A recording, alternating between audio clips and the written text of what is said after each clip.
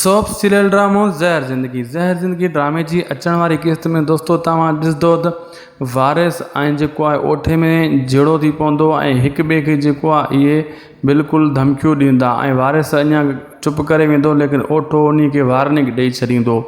ऐं next episode में जेका नाइट में अचण वारी आहे उन में जेको ओठो आहे दोस्तों वञी कमाल खान खे ऑफर ॾींदो त रईस गफ़ार खान खे मरणो पवंदो ऐं उहा पग तू ॿध इन में मदद मां कंदुसि। ओठो इहो यानी ऑफर ॾींदो कमाल खान खे, मतिलबु कमाल खान जो अंदरि जो हिकिड़ो कारियर अंदर में जेको बुग़्ज़ पंहिंजे भाउ जे ख़िलाफ़ु वेठल आहे उहो ओठो ॿाहिरि कढणु चाहे थो, लेकिन अॻियों बि कमाल खान मना करे छॾींदो ऐं कमाल खान इन जी काई बि ॻाल्हि न मञंदो। यानी शराफ़त जो जेको लिबास ओढ़ियूं वेठो आहे कमाल खान उन खे फ़िलहालु बरक़रार रखंदो ऐं ओठो जेको आहे पूरी कोशिशि कंदो ऐं आख़िर में ओठो तंग थी ईअं चवंदो त तूं हाणे आबिद वारा हिन वारा कमु करे थो पियो, शैतान वारा यानी आबिद खे धोखो ॾियण जे लाइ इबादत जो पासो वतो थी।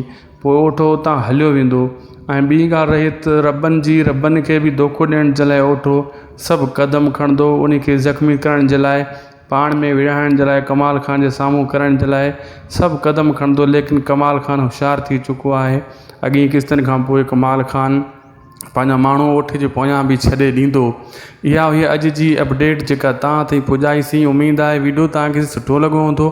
महिरबानी करे असांजे यूट्यूब चैनल शाहिद कोसो वीलॉग खे सब्सक्राइब करे छॾियो ऐं फेसबुक पेज खे लाइक फॉलो शेयर ज़रूरु कंदा। इहो बिल्कुलु फ्री आहे, अगरि तव्हां सचा सिंधी आहियो त इहो बिल्कुलु कंदो। ॾींदा इजाज़त।